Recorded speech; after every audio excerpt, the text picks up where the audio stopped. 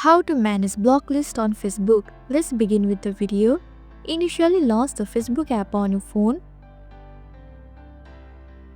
and make sure you are logged in. Then click on the three horizontal lines at the top right to open the menu. Next, tap on the gear icon at the top right.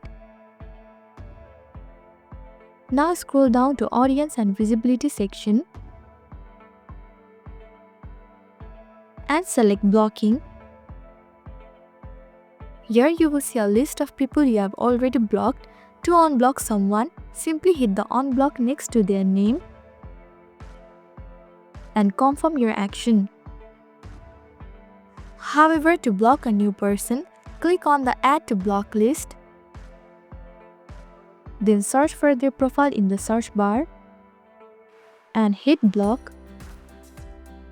Again hit block to confirm your action. That's all. This is how to manage block list on Facebook.